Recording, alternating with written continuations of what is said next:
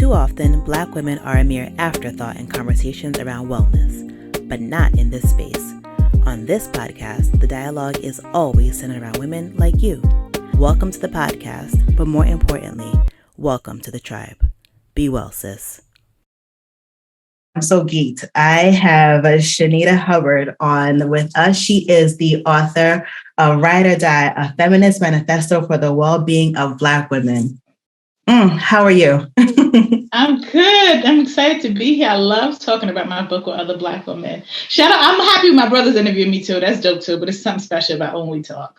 Oh, for sure. I have so many thoughts. I feel like just in the past week alone, there's so much stuff that you touched on that is like reflected in what's happening in the media. And it's tiring. And one thing that I appreciate you mentioning in the book is how these conversations are important for men to be aware of, and then to really get on board, because we're all suffering because of patriarchy and white supremacy and all of those things. But before we even get into that, what inspired you to write this book? So I've always wanted to be a writer, and I've wanted to write for us since way back when I used to read In the Spirit by Susan Taylor. In essence, it always felt like she was speaking directly to me, right? It always felt like she knew my life. Like, girl, you don't know my life, right? And it always just like sometimes snatched my edges, sometimes encouraged my spirit, but it always made me feel seen and loved and valued, even when I didn't have the language to express that. So that was something that I've always wanted to do that for other Black women. And then like the deeper I guess when I became a mom, a lot of things shifted and changed for me, like how I just saw the world. And not so much like, oh my gosh, now I'm realizing that there's issues in our culture. No, that's not the case. It was just, I remember distinctly one day listening to One Love by Nas, like came on, and I'm like on my way from work, having to leave that job because I have to pick up my daughter because there's an emergency there. So I'm just juggling and exhausted. And then like this, and that's one of my favorite songs. Like Nas is forever in my top 5. It just kind of, he rotates with position, but he's always there. So this song that used to be one of my faves, like I just heard it so differently that day. Like, of course, if you read the book, you know that, I've had formerly incarcerated lovers. I've supported loved ones through incarceration. So I'm like hearing this song and no one is speaking to how incarceration impacts Black women, right? Where they're speaking about us in a way where you're dismissed, and like, if you don't ride it out with that man, or if you're his mom and you're crying, you'll get a pat bring it back. But there's a wide range of Black women in between that, right? So I was listening to that song and also started to think like, damn, like how often am I just singing along the hook and the narrative? How often am I just going along with the narrative where I'm just erased or muted or just completely ignored altogether? Just beyond hip hop in general, just like how often am I doing this in my own life? And I started to think deeper about how often and how the ride or die trope, which is really at its core, is just when you are in a lopsided situation, whether that's a relationship where you are pouring in, doing above and beyond, and you're not even requiring reciprocity, right? Sometimes that manifests at work. Sometimes because wherever you go, there you are, right? So sometimes you're still that same person at work, in the church, in your community, wherever. And then we are just functioning like that with little regard for ourselves. So I just, slow book ideas aren't born overnight, but I remember like those are pivotal moments that I really started thinking deeper about this. And I'm so grateful that you decided to go ahead and put pen to paper, because what I really appreciate about your book is that I am not like an intellectual in terms of social things. Over the past few years, I've been educating myself as to why the world is the way it is and my place in the world, right? So I like that your book it's readable for somebody who is not an academic in that space. I think I can digest it. I get it, and I love that you because hip hop is so important in your life. And I think like many of us in our generation, like you weave it in here as well. So it's just like, okay, I can read it, I can adjust it, and I can apply it to my life. So thank you for your work. I think it's important to write for for the masses, you know? Thank you so much. I mean, that means a lot to me, right? Because I wanted it to be conversational, right? And I wanted it to be something we can think about and maybe, think a little bit deeper, hopefully expanding your mind and introducing you to something new. But at this core, what good is the work if it's not digestible? What good is it if it's not readable? Like, to me, it's no good if only a bunch of, Academics, of right? academics, right, are sitting there, the ways in which, discussing Right. it. And that, which is fine and it can, but I want my audience to be broader. Yeah, yeah. One of the things that I really appreciate, initially you broke down the lyrics of the song Ride or Die, because a lot of us grew up with it, not really thinking about the actual words of it. Like the beat is dope. Like it comes on and the party starts, right? But I love how you break down the meaning of it and really examine how we internalize that, not only because of the music, but because just watching our mothers and watching our aunties and our grandmothers be these ride or dies. So I think many of us are socialized, especially as Black women, to be everything to everyone else, like to find our worth in how we provide and care for the world around us and not necessarily providing for ourselves. And you mentioned just now how it shows up in the workplace. So how does that trope show up in the workplace for us? We've all met that woman at work that's like, girl, I've been working at this job 5 years and I ain't never took no time off yet. I don't even know how to turn it in. How you do that?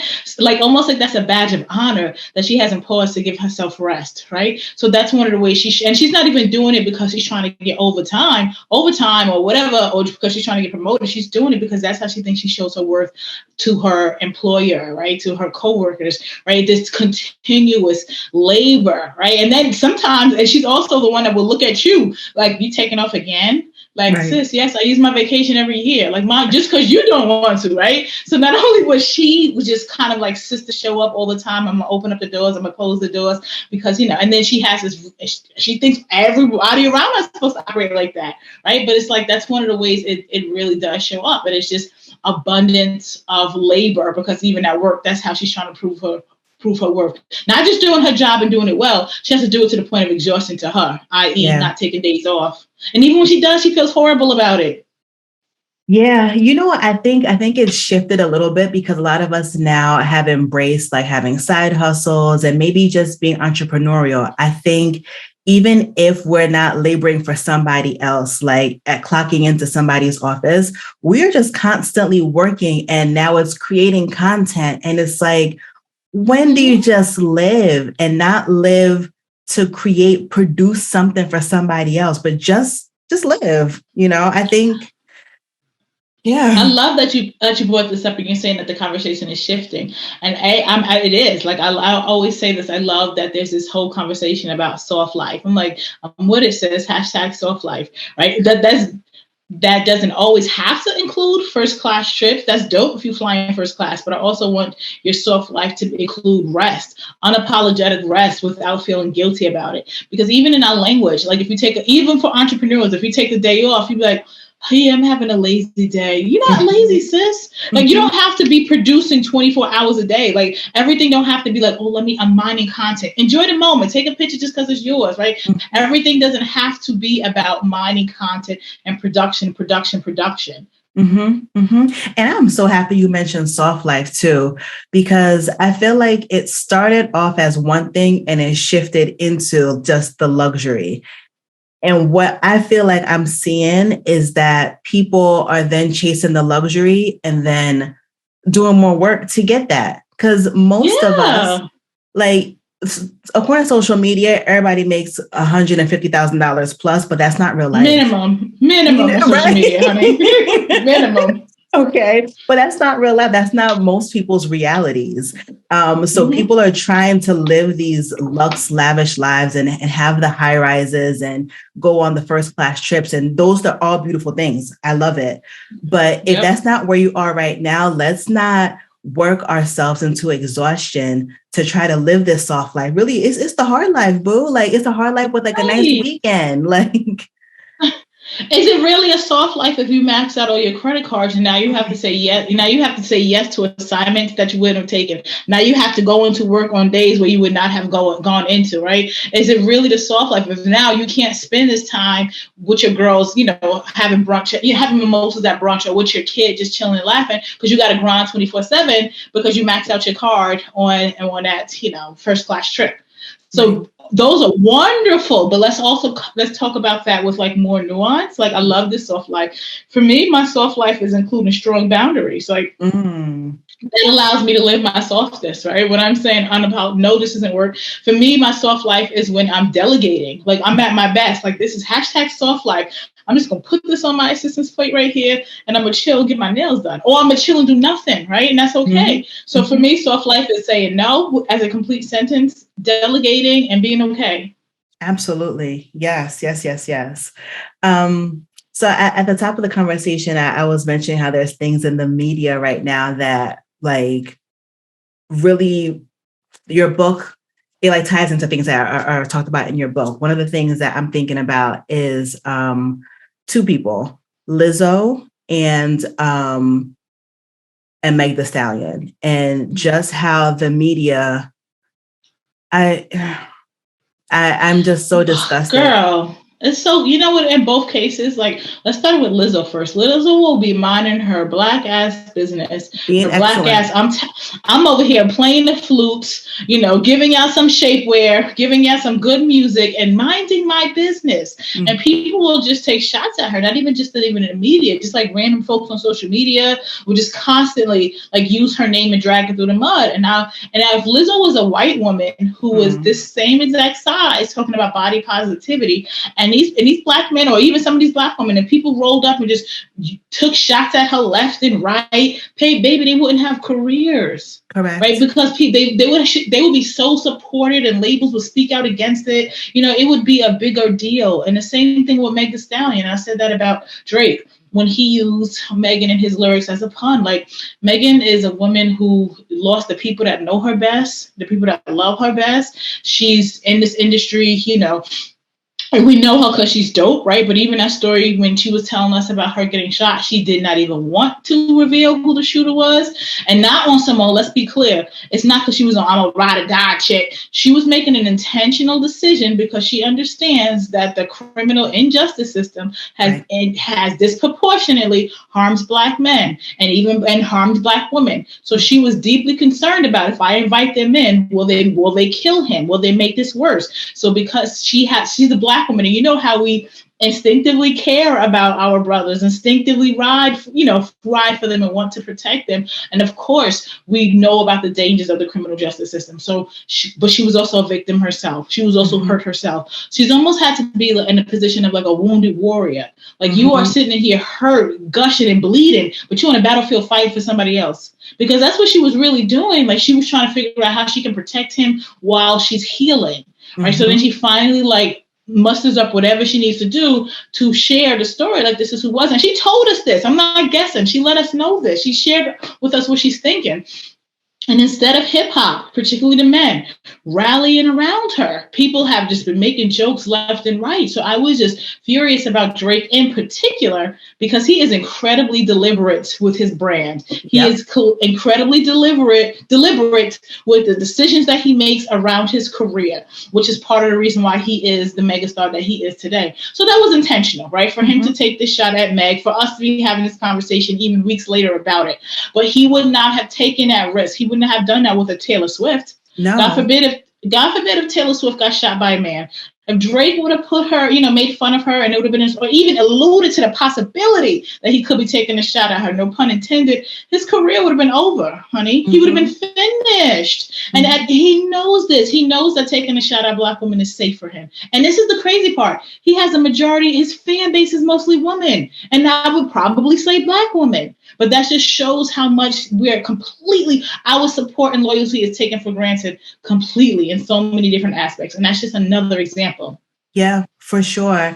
And I feel like with both of them, I think the reason, or one of the reasons why people feel so comfortable or just have such strong negative opinions about them is because they are two Black women who are unapologetic about who they are. That shit makes people so worked up, and I just don't understand it. Like, I get it, but I don't get it, you know? Mm-hmm. Honey, there's something about a Black woman that fails to shrink that really agitates that racist, that really agitates misogynist, that really agitates those sexist assholes out here. It's something about us where they just cannot take it. So just existing as your whole self without shrinking, and a Black woman just makes you a target. Period. Yeah. Big time. So you mentioned that you, in becoming a mother, something shifted in the way like you view the world and whatnot. So how old is your child about? She's 12 now. 12? Okay. She's a little girl. Okay. So what is something that motherhood has has awakened in you? Motherhood has made me incredibly particular about what I'm leaving her. And I'm not even talking about like just a will or just money, but like what legacy am I leaving her? What am I modeling for her that she is going to completely replicate? I remember there was a time where I used to feel guilty if I wanted to rest. I remember there was a time where, I had the money in my budget to use Molly Maids and I could have used it. My house was just like, really just unorganized. Just like I still had summer clothes in my closet in the middle of December, right? Like that type of unorganized. Like, girl, why is this sundress here with these high boots, right? So it was just things like that. And I remember one day I was just like, oh, I'm going to call Molly Maids. And I just convicted myself. Like I put myself on trial and found myself guilty of wanting rest. And one of the things I said, I felt so embarrassed by my thoughts. And one of the things I said to myself was like, my mother raised 3 kids by herself. She was a single mom. She would have never had Molly Maids. Excuse me, my earpiece. Mm-hmm. And I was like, and my grandmother, she raised 8 kids by herself after my grandfather died. She never used Molly Maids, and as if that made me less of a mother because I wanted to incorporate some help here so that I can have more respite. So I'm realizing, so in terms of what shifted for me with motherhood, I don't want my child to see that. I don't want her to see me refusing rest. I don't want her to see me feeling guilty about rest. So, and it's hard enough the way the world places so much pressure and expectations on Black women. Like we don't get grace, right? We don't get permission to fail. Like we talk about Chrisette Michele, she decided to sing at Trump's inauguration. However you feel about that, she was fried, crucified, completely done.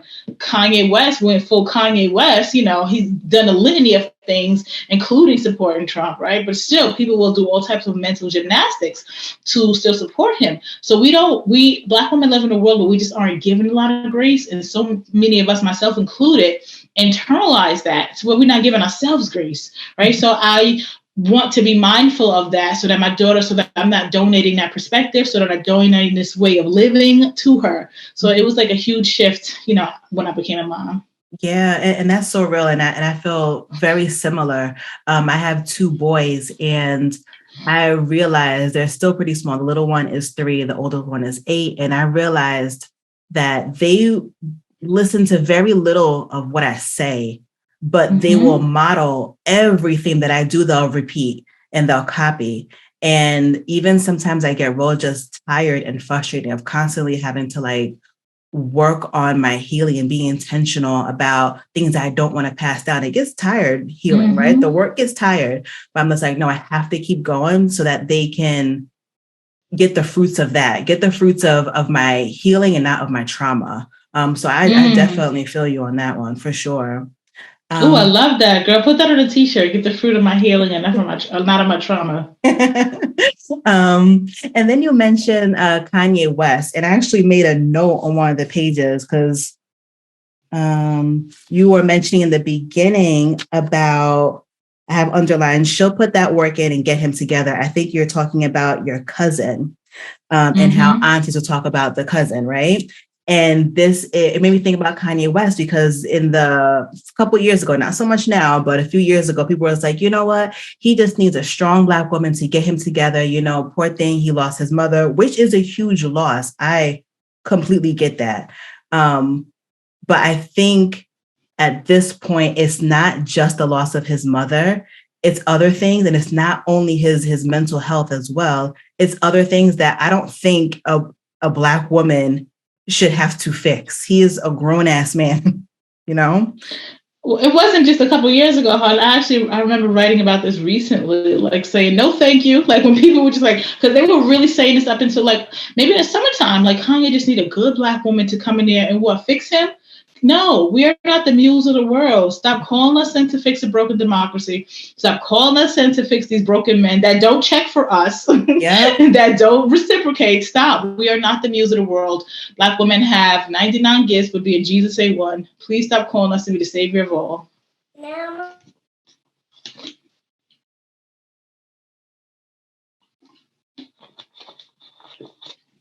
I'm sorry, my little one just walked in. 5 minutes. I completely agree. What I wrote in one of the notes, I wrote Black women as a deity. It's like you said, friend, can you go? 5 minutes, I'll be out, okay? Watch your feet. I'm so sorry. That's okay. I'm a mom. That's right, baby. It's like we get Black women grace over here, honey. Oh, I appreciate you. I'm coming in a second. I'm busy right now, okay? Can you close the door, please?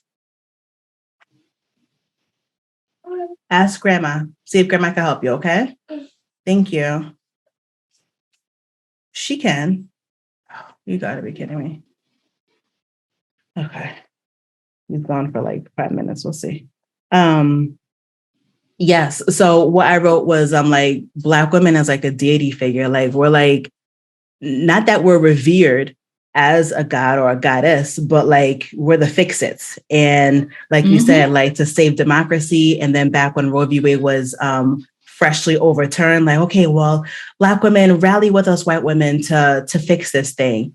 After we had been talking about this for years, that this was coming and we need to get in front of it now. But we were by our lonesome.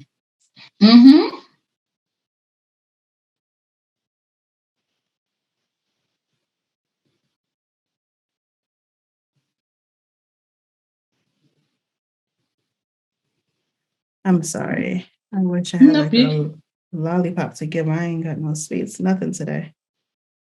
Team together. That's okay. We're doing great, and we're almost done. You're doing great.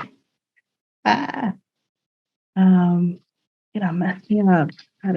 No, to your point, it's almost like we looked at as a. To your point is, like we're looked at as a deity, but not in a point, not in a place of reverence, right? Looked at in that whole. This is what we call when we want something fixed, done, unbroken, mitigated, whatever it is, right? So we're looked at in that sense, like we're going to call you because you are capable of fixing it all. It's all within you. You can do it, and you don't need any support. Like, because it's really true. Because a lot of if you grew up in a Black church in general, they'd be like, God don't need your help. He got this. Yeah. Somewhere along the line, the streets got it twisted, and it turned into Black women don't need your help. She got this. No, that's not true. That's a lie from the hell. Yes. Yep. And I find myself, even though I've learned so much now, it is still my default to figure it out by myself, like quietly. And I'm like, no, girl, like you are a human and humans live in community and you have to help and be helped sometimes. And it is so hard to get out of that pattern of just trying to isolate myself to make things work. And it doesn't come from nowhere, right? It comes from socialization, especially I'm one of those people who grew up in the church as well. And just even seeing the dynamic in church of how Black women are, the expectations of Black women in church. So just a whole nother thing. So let me tell you, so this, I tweeted this. I was like, whenever, like a Black church goer that's not Candace Marie Bimbo wants me to like maybe come to their book club or something, I'd be like, you read the book first, honey, because I don't want you to be caught off guard with nothing. Like, so I'm actually scheduled to do this podcast next week with, some very, very Black church folk. So let's see how this goes. I pray they read it, and I hope they have an open mind, like, because some change needs to happen. for sure. The last thing I wanted to ask you in terms of the book is, so we read this book, right? And we now understand the many ways that this ride or die trope like permeates our lives and really has a negative impact on how we live. What is our first initial step of putting that down and moving past that? Oh, honestly, this is the first time anyone has asked me this question. I've been doing the press run, so thank you for that. I'm as a former therapist, like I used to be a therapist for 6 years, right?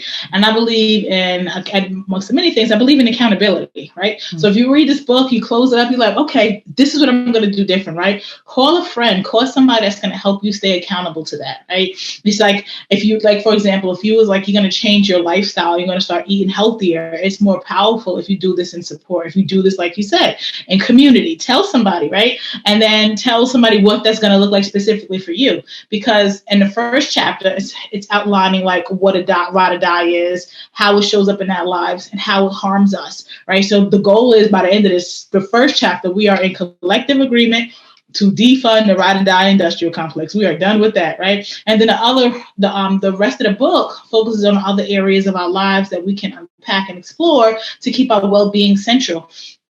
So you read the book, you're like, all right, girl, okay, Sinead, I'm with it, right? Call up a girlfriend and be like, you know what, share what you're going to change, so that she can hold you accountable and that she can be support for you. And I believe in that wholeheartedly. And also, a lot of this is we're socialized, right? We have internalized so much, whether it's patriarchy or just racism, right? And misogyny war and all of these things, we ingest it and we breathe it, right? So if you're not unpacking it, you're perpetuating it, right? But it's like constant work. It's constant work to do that.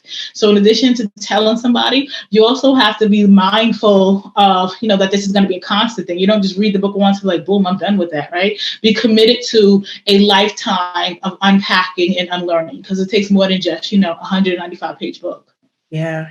Ooh, so good. So good. Everybody needs this book, especially Black women. And also the men need to read this as well, because I love that line you just said. If you are not unpacking, you are perpetuating. Ooh, like, yes, for sure. So before we wrap up, I'd like to ask 2 questions. The first question is, what is something that has brought you some joy in the past 24 hours? Because life is hard. Oh, girl.